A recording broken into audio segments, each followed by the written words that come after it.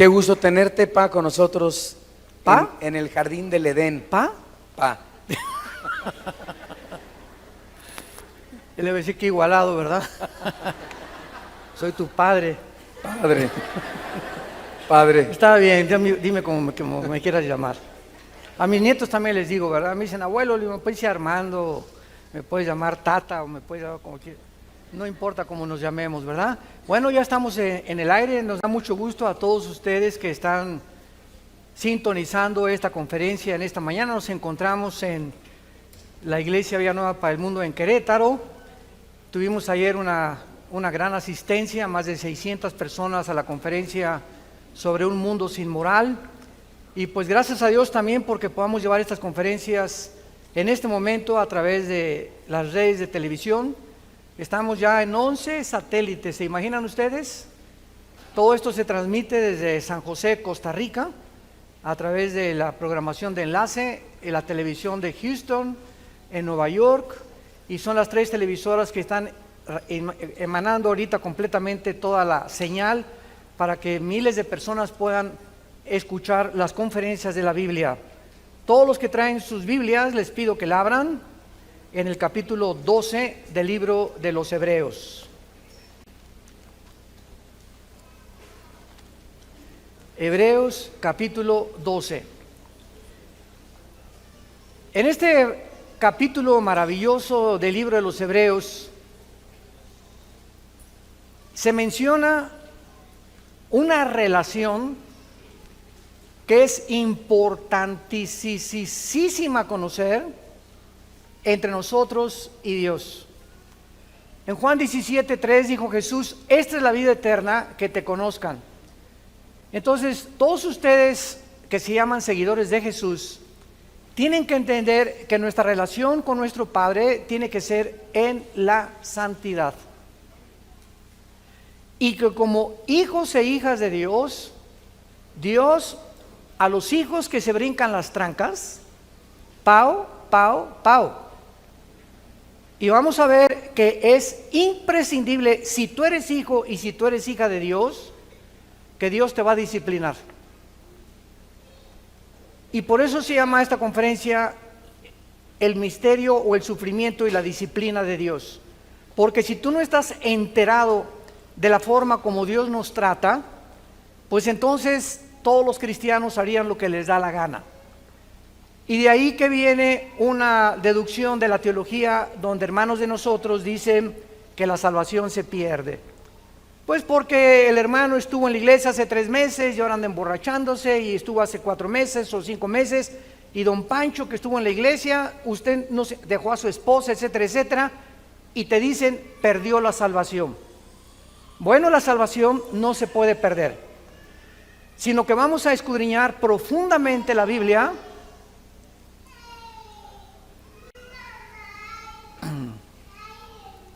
Vamos a escudriñar profundamente la Biblia para descubrir que cuando una persona se ha alejado de Dios y no regresa, simplemente es porque nunca tuvo la salvación.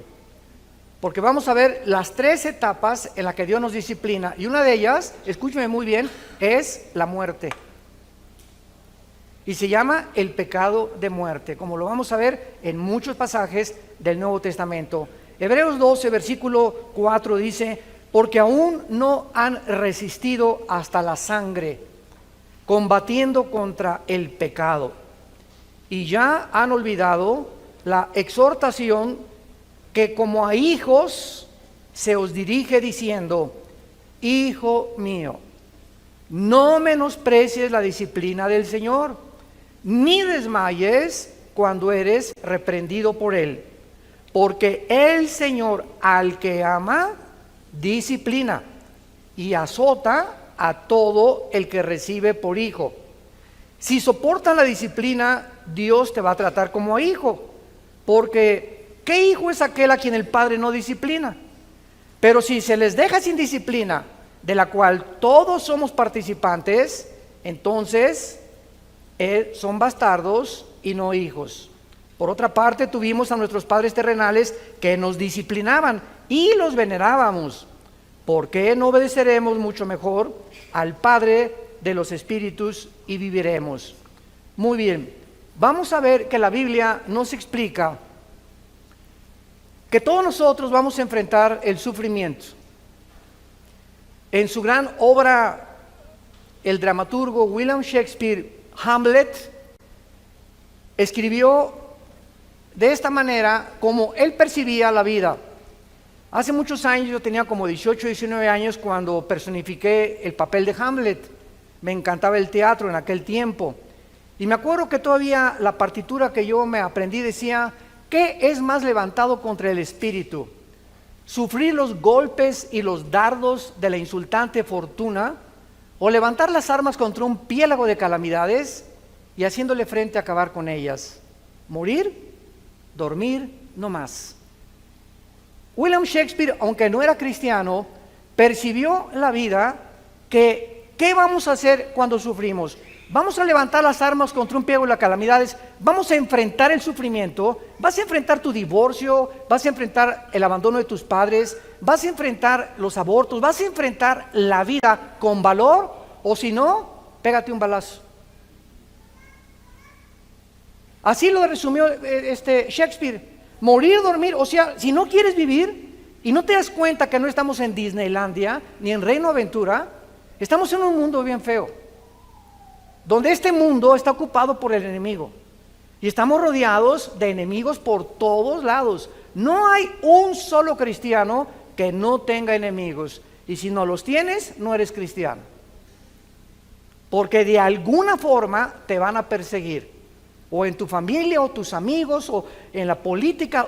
Cualquier cosa que nosotros enfrentemos, hay un mundo que se opone a la luz y a la verdad, lo cual nos habla la condición tan patética en la que se encuentra el ser humano. Ahora, muy bien, el sufrimiento no es inexplicable, porque cada cosa que nosotros experimentamos sufriendo tiene una razón de ser. Y vamos a comenzar a abordar esto para que comencemos con una ley bíblica que se llama la ley de la responsabilidad individual. La ley de la responsabilidad individual. La causa más común de los sufrimientos es cuando nosotros mismos nos lo causamos. Es el autoinducido. La mayoría de las personas se causan a sí mismas, por la forma como viven, muchas angustias y problemas en sus vidas por circunstancias que tú mismo has creado. Y la ley de la responsabilidad individual reconoce lo siguiente: toda decisión que tú tomes, un café que te tomes, una película que escojas ir a ver, un carro que compres, la novia, el novio que escojas, el matrimonio, todas las decisiones que tomamos tienen consecuencias, para bien o para mal. Fíjense lo que le estoy diciendo: nosotros somos responsables de todas las decisiones que hayamos tomado. Si tú te encuentras ahorita con problemas de diabetes o triglicéridos altos o glucosa elevada, es por las pizzas que te cenas. Si tú tienes problemas de hipertensión a los 45, 50 años, simplemente, ¿verdad?, es porque no has cuidado tu salud y porque comes cosas con demasiada grasa, y después vienes, hermano, póngame la mano en la panza que tengo aquí, que ella es realmente una catedral del Vaticano.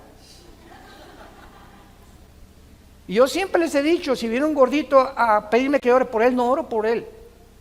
¿Por qué? Porque Dios no es la varita mágica. Hemos creído que Dios es un mago, o el mago de Aladino, que va a satisfacer todo lo que nosotros le pidamos, porque no hemos aprendido la ley de la responsabilidad individual. ¿Quieres salud? Cuida tu comida. ¿Quieres salud? Cuida tu bebida. No te lamentes después ni le pidas a Dios sanidad cuando has abandonado tu responsabilidad de lo que comes y de lo que bebes. En Gálatas 6, del 7 al 8, se establece esta ley inexorable: todo lo que el hombre siembre, el hombre va a recoger. Había un ranchero que le dijo una vez a su esposa: vieja, no hay nada en el campo de sandías. Y llega la señora y le dice: oye, Pancho, pues ¿qué ¿qué? ¿Ya sembraste semilla de sandías? No, no he sembrado nada. Entonces, ¿por qué esperas, si no has sembrado, que tengas sandías? Y así hay mucha gente. ¿Por qué me va mal en la vida? ¿Por qué no prospero en mis negocios? Y te contesta Dios que has sembrado para que crees que yo te bendiga tus negocios. ¿Qué cosa es lo que has hecho en tu vida para esperar que yo te bendiga? ¿O qué crees que soy Aladino? Ay, Señor, ahora sí estoy enfermo, sáname. Señor, por favor, que me den un trabajo bueno, que aumente mis ingresos. Muy bien, ¿cuánto has sembrado en la obra de Dios? Y así se podría hablar espiritualmente, económicamente, políticamente. Todo lo que sembramos lo vamos a recoger. Y la ley dice lo siguiente, que la cantidad y lo que tú siembres, el mal que tú hagas, ese es exactamente proporcional al que te va a venir después. Tú le robas a alguien y alguien te va a robar a ti. Tú le debes a alguien y alguien se va a convertir muy pronto en tu deudor. Tú manoseas a tu novia, que no están casados, o la tratas de abusar, tú no te imaginas cómo te va a ir en tu matrimonio. Ahorita los psicólogos y los ginecólogos han llegado a la conclusión que la mayor parte de los problemas que el hombre sufre de disfunción eréctil son maldiciones de hombres que trataron mal a las mujeres en su juventud o a su ex esposa. Tú tocas a una mujer y le haces daño a una mujer, no te la acabas, no te la vas a acabar, porque Dios es vengador y porque estás abusando de una propiedad que no es tuya. Las mujeres le pertenecen a Dios. Y si no entendemos esto, no podemos como hombres cristianos tener mejores matrimonios ni mejores familias, porque estamos abandonando la ley de la responsabilidad individual. Muy bien, aún antes que Dios creara al ser humano, decretó el libre albedrío, por lo que nuestras decisiones tienen que tener repercusiones para bien o para mal. Eso es absolutamente lógico. Y todos nosotros somos responsables de nuestras acciones.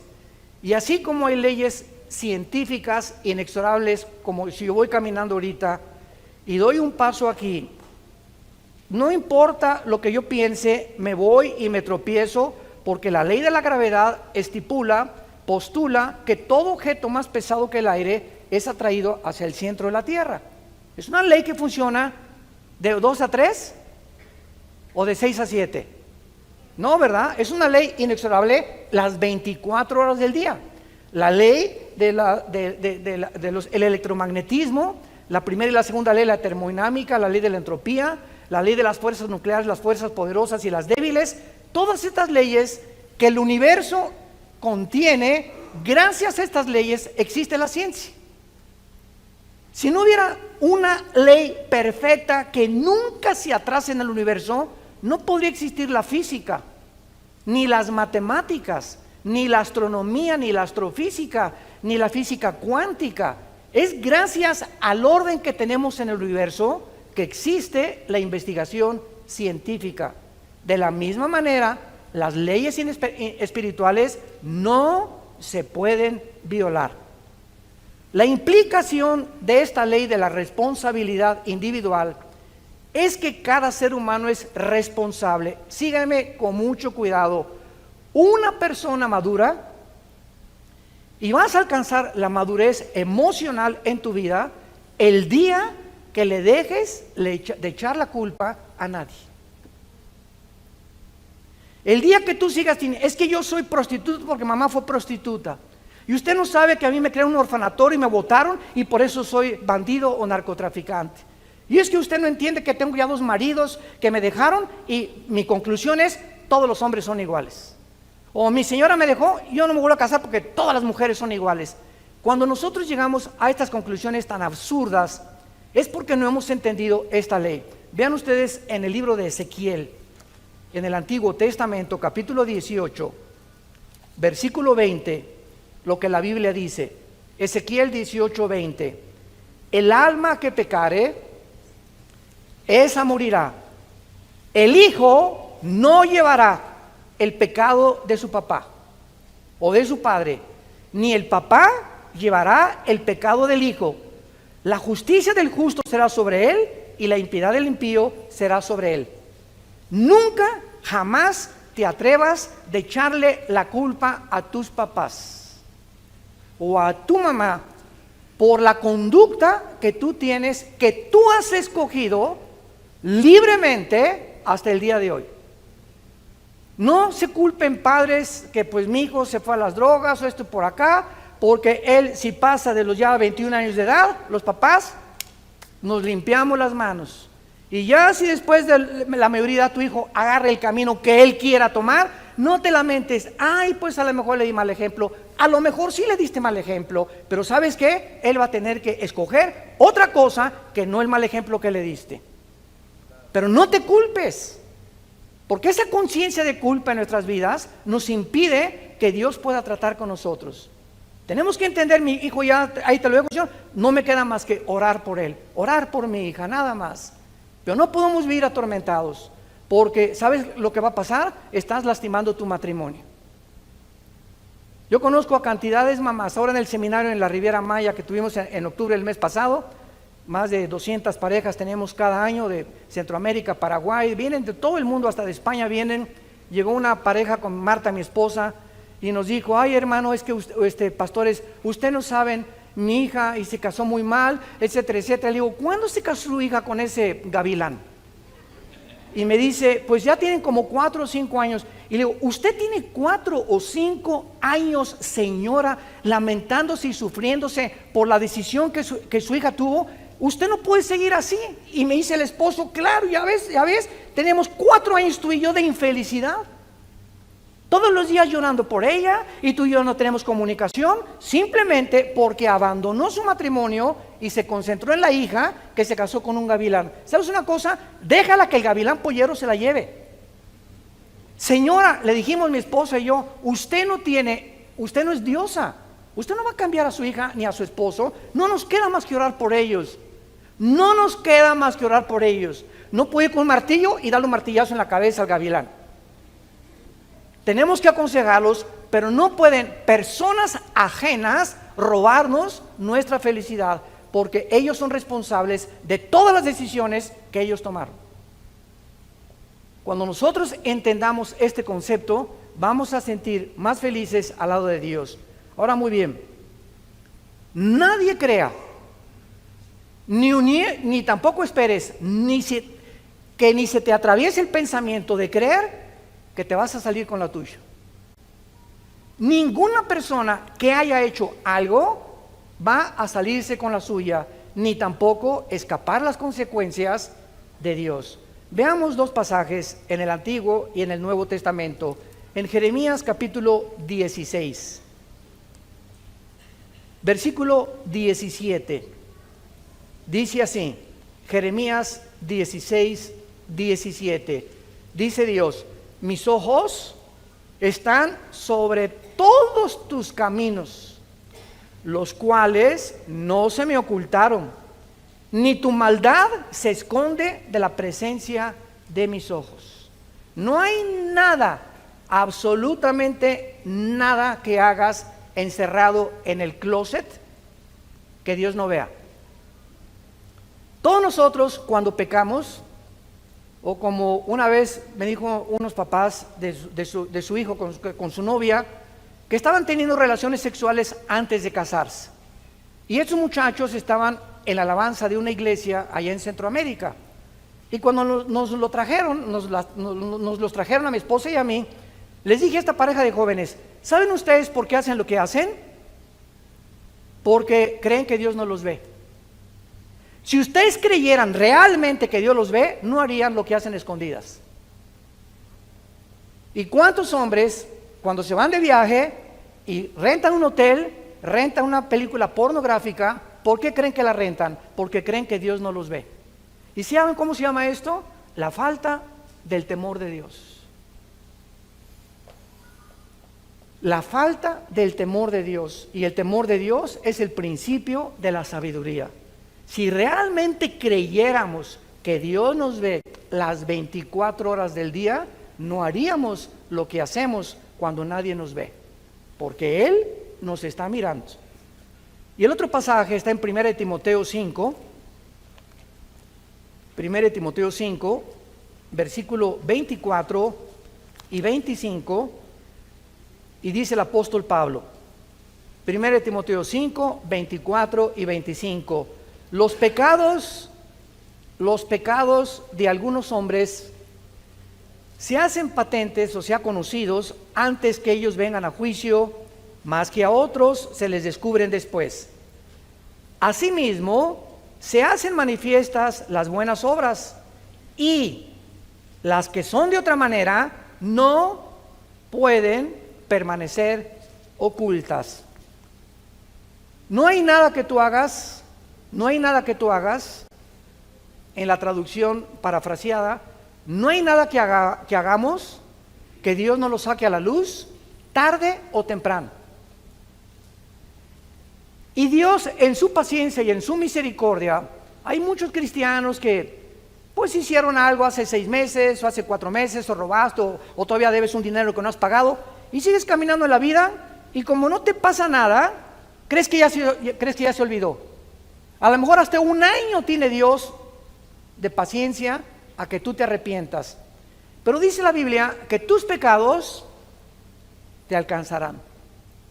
Lo que tú hiciste el año que entra, o dentro de 2 años, o dentro de 3 años, nos va a alcanzar ese mal que hicimos tarde o temprano. De acuerdo a lo que hayamos hecho, no nos escapamos del juicio de Dios. Y dice Dios, te doy la oportunidad que te arrepientas. Primera de Juan 1, 8 y 9. Si confesamos nuestros pecados, Él es fiel. ¿Por qué Él es fiel? Porque hay un pacto entre nosotros y Él. Él es mi Padre. Por eso conozcamos a nuestro Dios. Él es fiel porque es mi Padre. Y además es justo, porque en la cruz su Hijo pagó por eso que yo hice. Ahora solo me pide, siendo su Hijo, que me vuelva otra vez a Él y que abandone eso que hice, que pida perdón, que restaure tal vez, si es posible, el daño que hice, pero que no me quede con ese pecado, porque el que cubre sus pecados no prosperará. Proverbios 28. Y el que los confiesa alcanzará misericordia. Entonces Dios nos da 2 opciones: hijo, hija, híncate, o dímelo tal vez hoy en la tarde que vamos a orar. Dime, Señor, estoy haciendo esto, estoy haciendo aquello, reconozco que no puedo seguir haciendo eso, y la sangre de Cristo te va a limpiar de toda maldad y te evitas el juicio de Dios, que vamos a ver al final, que es terrible, pero no nos podemos escapar porque es la ley de la responsabilidad individual. Regresamos a Hebreos 12, nuestro pasaje, y veamos algunos secretos de esta forma de tratarnos. Dice el versículo 5 y 6, que no se nos olvide. ¿Qué estoy haciendo ahorita con todos ustedes? Los estoy exhortando. La profecía exhorta, consuela y edifica. Ya el profeta del Nuevo Testamento no es: te vas a casar con una muchacha que va a llegar de verde dentro de 2 semanas a la iglesia, o el presidente de esta nación va a hacer esto y va a salir esto y aquello. Esas profecías, ¿verdad? Siempre les he llamado yo marihuanadas. ¿De cuál fumaron? El profeta en el Nuevo Testamento, 1 Corintios 14:3, es la persona que habla para exhortar, para edificar o para consolar con la Biblia. Ya no es para el futuro, porque el futuro está completamente revelado ya aquí en los 66 libros de este maravilloso libro que se llama la Biblia. Entonces dice Dios: no te olvides de la exhortación. Y ahorita Dios, a través de la Biblia, yo estoy haciendo esto, y apunto un dedo a ti y me apunto 3 a mí. O sea, no creas que yo tampoco me escapo de esto, porque nosotros somos los primeros, a los líderes, a quienes Dios nos juzga. Antes que Dios juzgue a la iglesia, comienza con aquellos que son líderes en su casa, los hombres, en tu trabajo, en tu oficina, políticamente, a los jueces, a los magistrados, a los gobernantes, a los presidentes de la república. Les cae tarde o temprano el hacha que ya está puesta en la raíz del árbol. Entonces, no olvidemos esto que va a decir Dios: hijo mío, no menosprecies mi disciplina. La palabra disciplina en el griego es la palabra pedagogos. De ahí viene la palabra pedagogía, que se usa para educar a los niños. A un niño en la primaria, desgraciadamente muchos maestros no lo saben, La educación, no, escuchen esto, la educación no consiste en solamente un input o meter data o conocimiento en las mentes del niño. El niño sabe de historia, de geografía, tal. La educación básicamente bíblica está relacionada con formar el carácter, conformar la formación del carácter. Es lo que significa pedagogos en el griego, formar el carácter.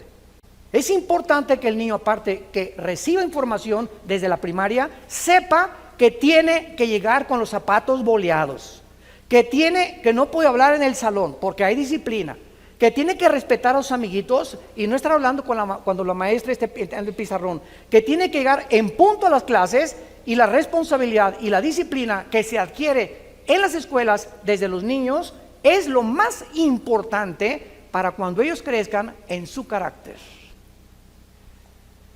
Decía J. Ed Hubbard, que fue el presidente y fundador del FBI, de la Oficina Federal de Investigaciones en Estados Unidos, que sirvió a 4 presidentes en Estados Unidos como jefe del FBI.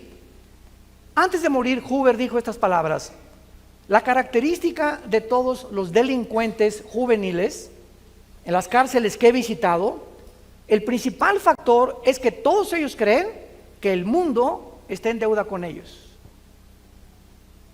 que el mundo les debe algo.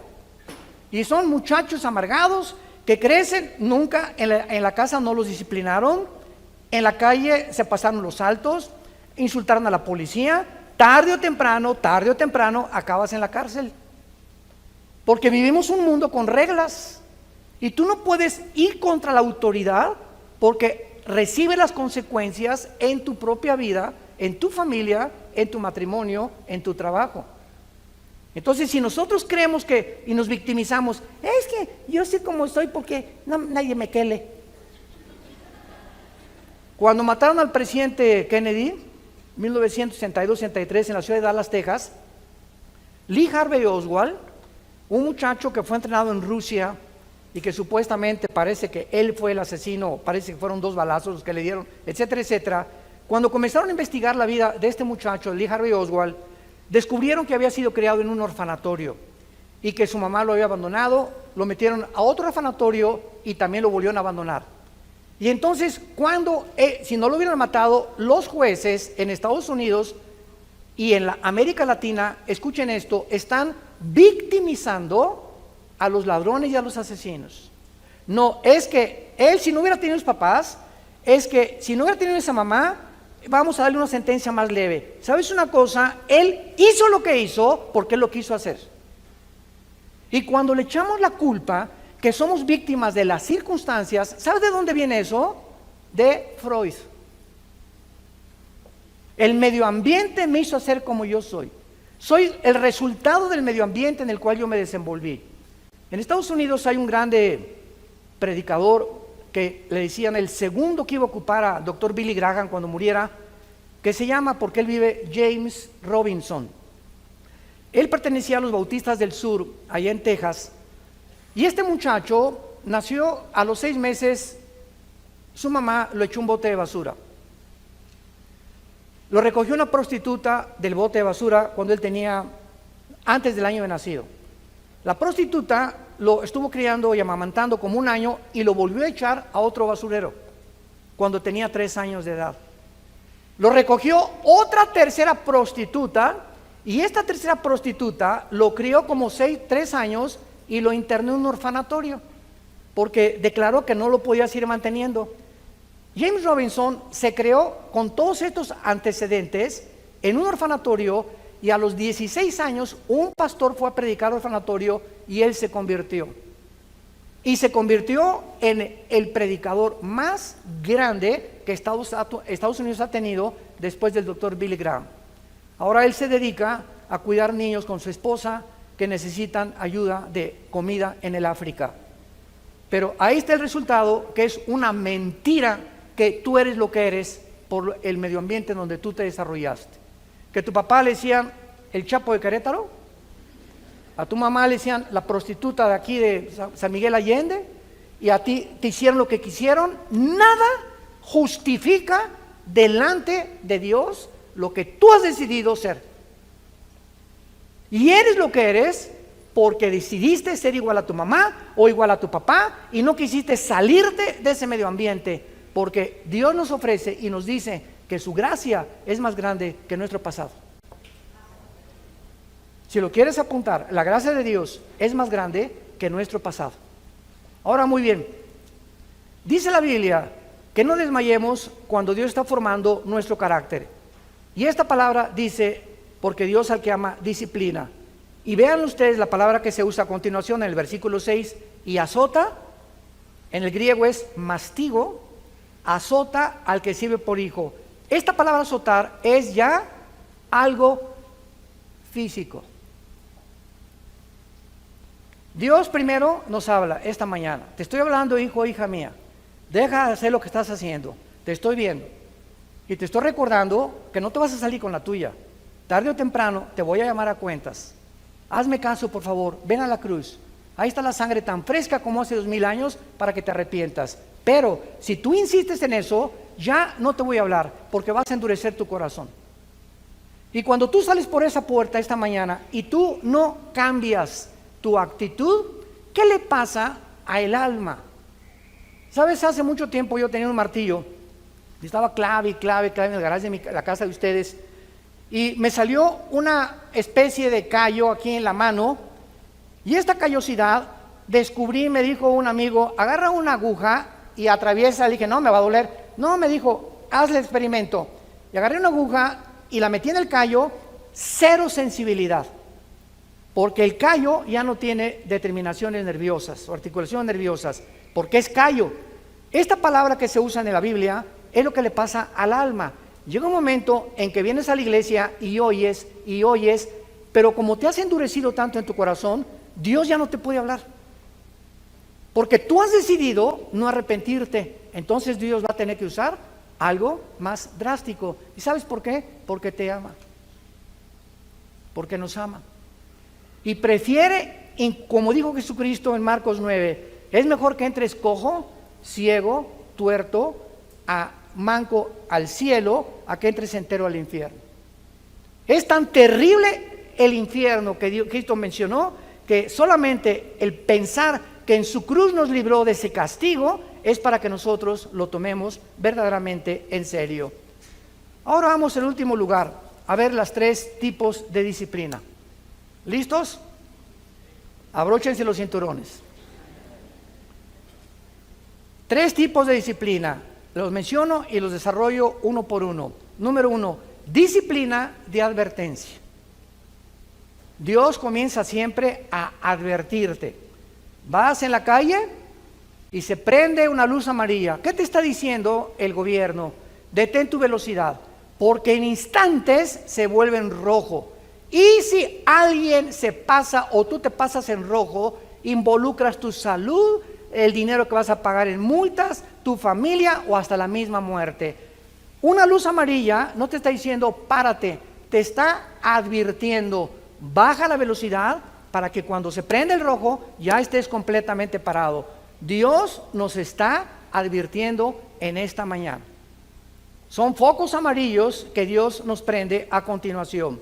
Se llama la disciplina suave. Mijito, no hagas eso, por favor. Mi nene, pórtese bien, mi nene, porque si no va a verlo. El pau, papá le hace pau. Pero si Pepito, ¿verdad?, sigue insistiendo, viene después el pau. No procedemos inmediatamente. ¿Se acuerdan de Apocalipsis 3:20? La iglesia de la Odisea. Muchos me han preguntado si esta iglesia era cristiana. La respuesta: no era cristiana. Increíble que de las 7 iglesias del Apocalipsis, 5 sean llamadas a que se arrepientan. ¿Y saben cómo se personifica a Cristo o cómo se retrata a Cristo? He aquí estoy a la puerta y llamo. Es la disciplina de la advertencia. Dios ahorita te está diciendo, te está tocando la puerta de tu corazón. Regresa, arrepiéntete, vuélvete a mí, te estoy esperando. Es la disciplina de advertencia. Número 2. Si no oyes, viene la disciplina intensiva. Número 2. Si tú ignoras, rechazas las advertencias divinas, requerirás una disciplina mucho más intensa por tu terquedad, por tu endurecimiento de tu corazón. Vas a perder la sensibilidad a la voz del Espíritu Santo, por lo que las advertencias ya no te pueden servir. Y solo Dios lo sabe. ¿Cuántos de ustedes se encuentran en el segundo paso? En esta advertencia en la que no has hecho caso de la primera. Ahora Dios va a usar algo más intenso que te va a doler. Lo único que te puedo decir es que nos va a doler si no nos volvemos a Él. Sin embargo, como Dios tiene un plan maravilloso para nuestra vida, en su misericordia y en su gracia nos mantiene vivos. Porque nos podría llevar a casa, ¿verdad? Pero nos ama tanto Dios y es tan paciente la gracia de Dios y el carácter de Dios, que por eso estás aquí esta mañana. ¿No te has preguntado por qué amaneciste aquí? En lugar de que ahorita te hubiera agarrado un accidente y afuera un ataque al corazón, una embolia cerebral, estás aquí vivito y coleando, sentado escuchando tal vez segundo paso de la disciplina de Dios, porque Dios todavía no ha tratado contigo allá afuera. A lo mejor ustedes se encuentran en este segundo paso de la disciplina intensa, y es claro, ¿verdad?, que donde hay vida, hay esperanza. Estás vivo, amaneciste vivo, hay esperanza. ¿Por qué? Te puedes arrepentir todavía.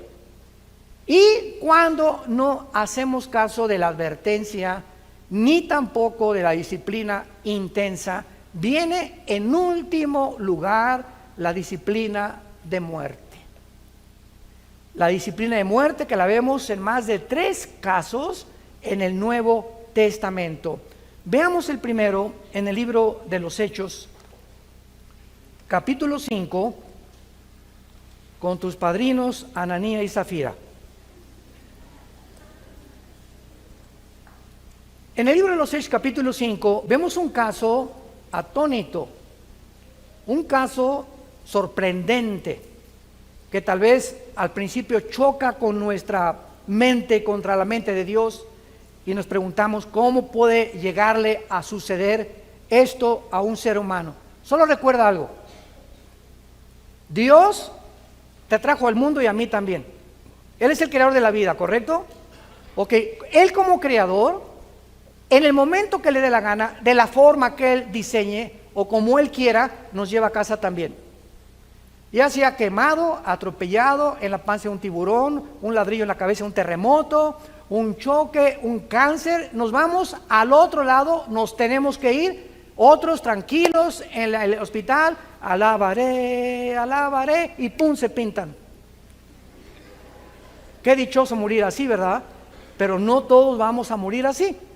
Entonces, esta es la razón por la cual tenemos que entender algo. Dios es el dueño de nuestra vida y no hay nadie que se pueda atrever a decirle a Dios: ¿por qué hiciste esto?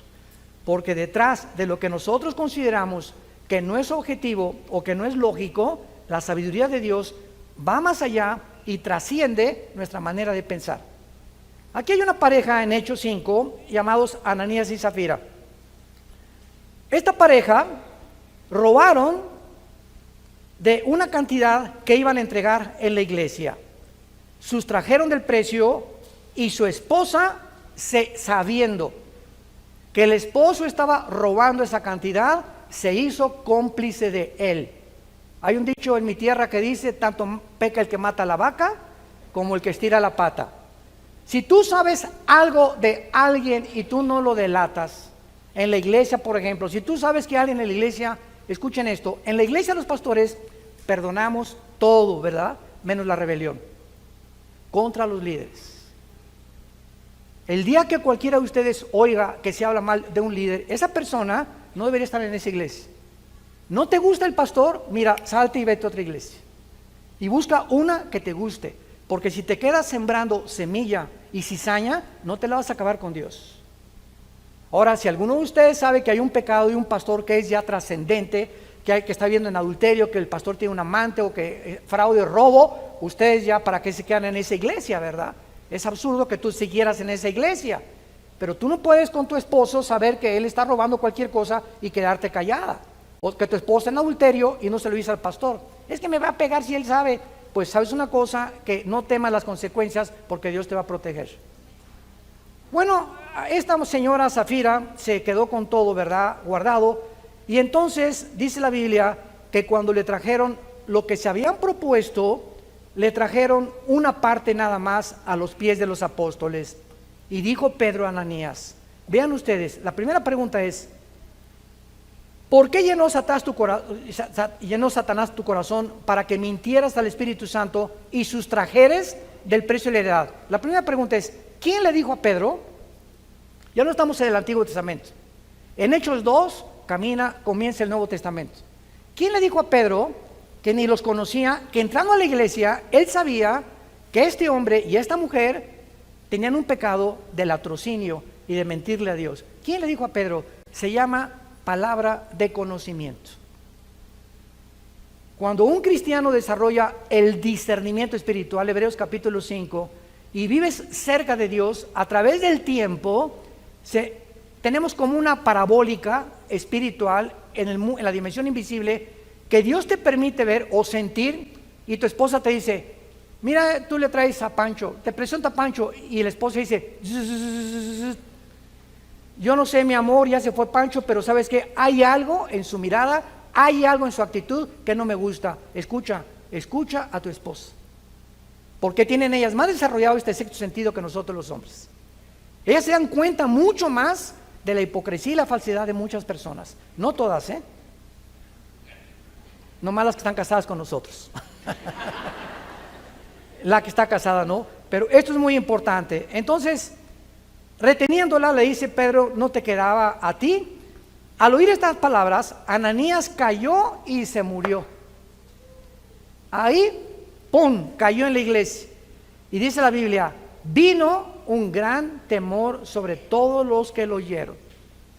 El hecho que Dios haya permitido que se murieran estas personas, cuando la iglesia estaba comenzando a levantarse, tenía esta lección: estoy vigilándolos a todos. Y aquí en la iglesia vas a caminar derechita a la flecha. ¿Por qué? Porque si no hay temor de ti, de mí, dice el Señor, no has entendido ni puedes caminar conmigo. Y recuerden algo, el temor de Dios no es tener miedo de Dios. Porque tener miedo de Dios es una cosa y tener temor de Dios otra cosa. ¿Sabían ustedes eso? El tener miedo de Dios te hace que te alejes de Dios y que no te acerques a Dios.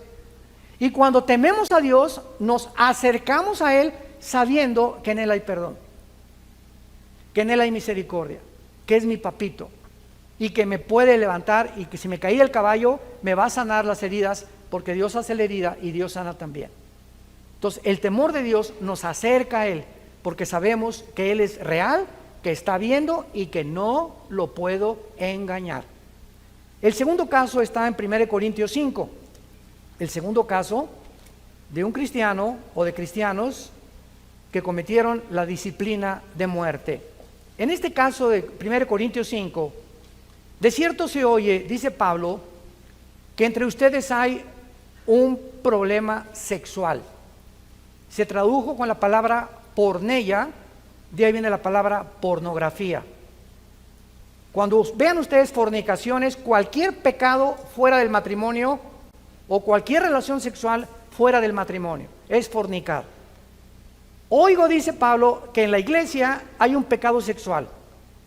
Y este pecado sexual ni siquiera se nombra entre los gentiles, tanto que alguno tiene la mujer de su padre. O sea, este muchacho se estaba metiendo con su madrastra.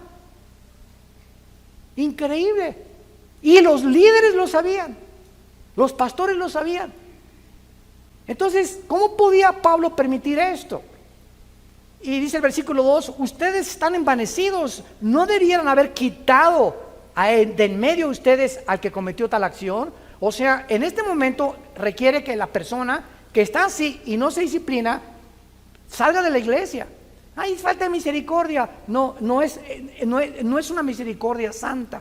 Porque mucha gente cree que la misericordia es, ay, me pegó mi esposo, me quiero aguantar porque me dijeron las hermanas que me aguantara de todo. Esa no es una misericordia santa, esa es mansedumbre. Ninguna mujer puede permitir que su esposo la toque. Es que la hermana me dijo, a ese habrá sido la madre Teresa. Pero no, eso no dice la Biblia. Tenemos que entender la disciplina de Dios.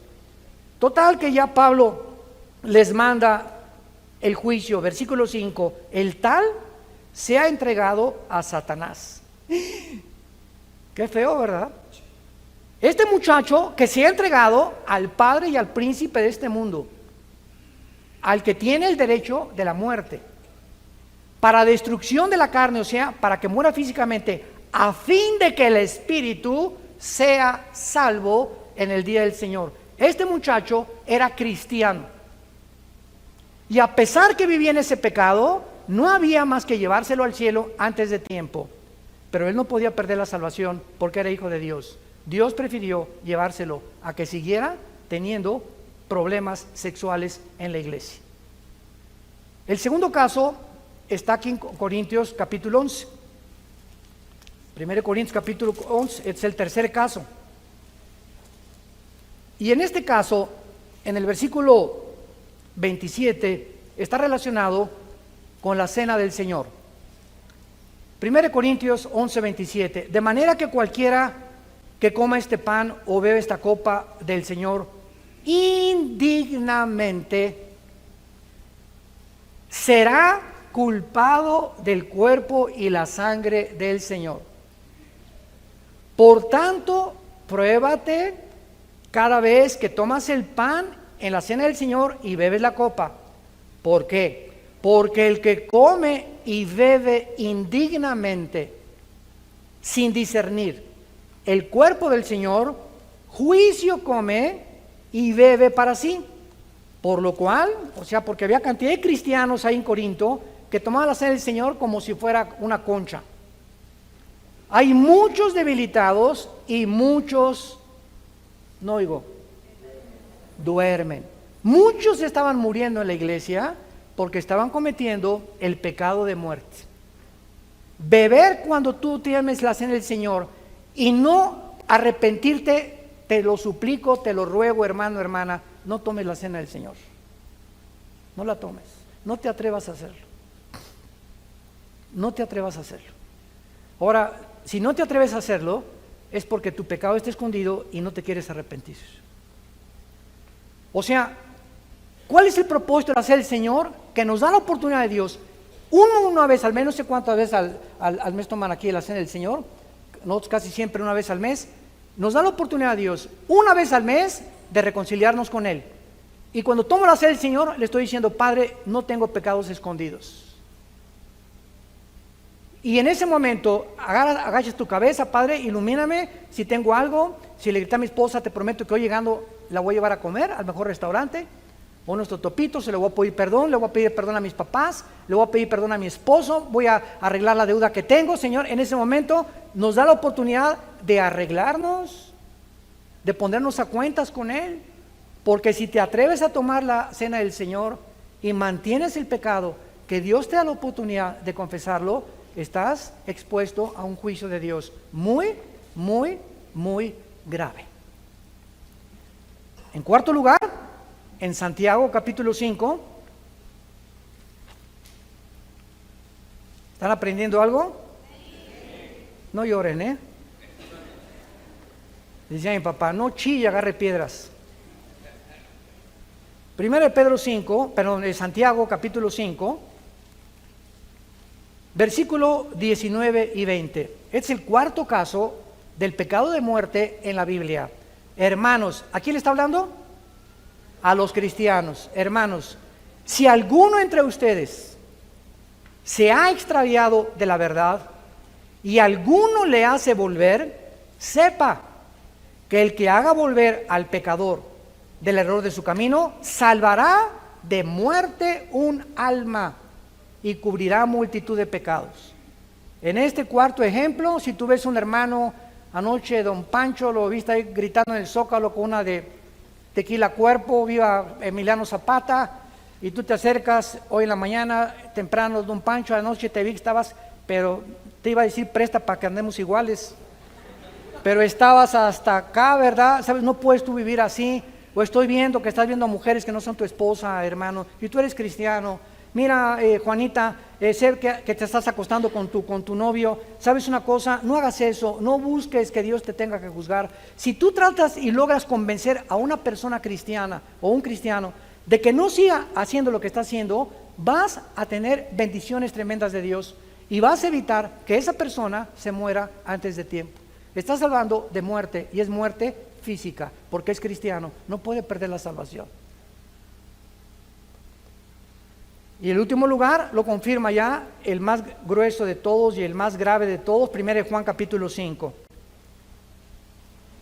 Este es el más terrible y también requiere de una exposición teológica. 1 Juan 5, versículo 16. Si alguno viere cometer a su hermano otra vez pecado que no sea de muerte, ahí ya lo explica el apóstol Juan, pedirá y Dios le dará vida. Ahora Juan explica que hay pecados que merecen la muerte y hay pecados que no merecen la muerte todavía, porque no se encuentran en la tercera etapa. Y dice así: esto es para los que cometen pecado que no sea de muerte.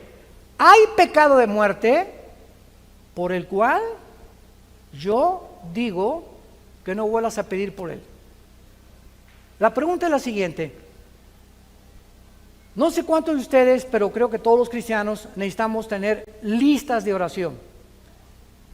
Yo todos los días con mi esposo oramos por México, por el gobierno, por el presidente de Estados Unidos. Tengo amigos que quiero que vengan a Cristo. Un muchacho que está pretendiendo a mi hija Salem, oramos por él, mi esposo y yo, que Dios lo traiga a la cruz, etcétera, etcétera. Y de repente hay personas que las cuales mi esposo y yo estábamos orando, que ya dejamos de orar por ellas. Y de repente le digo: oye, tenemos ya 3 meses que no oramos por Pancracio. Y sabe una cosa, que el Espíritu Santo es tan tremendo que cuando tú estás orando por alguien y esa persona, Dios sabe que ya no se va a convertir, nos quita el Espíritu Santo el deseo de orar por esa persona. Porque esa persona, ya el juicio de Dios ha dictaminado, ha entrado a la tercera etapa. Me lo llevo a casa antes de que el Evangelio sea blasfemado. Hermanos y hermanas, en Jesucristo tenemos a un Padre que nos disciplina. Tenemos un Padre que nos ama y que dio su vida por nosotros y abrió sus brazos en una cruz, para que ni tus pecados ni mis pecados nos lleváramos nosotros, ni tuviera Dios que hacernos responsables ni de nuestra vida pasada, ni de la presente, ni de la futura. Si confesamos nuestros pecados, Él es fiel y justo para perdonarnos, porque así lo dice el pacto que tenemos con Él. No encubras tus pecados, no te engañes. Yo te ruego por las misericordias de Dios que hoy que oigas su voz, no te endurezcas, como a hijos que se os ha exhortado. Dios al que ama disciplina, y tú tienes en esta mañana la oportunidad de venir a ponerte a cuentas con ese Dios que dio su vida por ti en una cruz. Oremos. Te damos gracias, Padre, Dios y Padre de nuestro Señor Jesucristo, por el inmenso amor que nos has tenido desde la cruz. Porque eres el Dios de paz que resucitaste los muertos a Jesús, a nuestro Señor Jesucristo, el gran pastor de las ovejas, por la sangre del pacto eterno.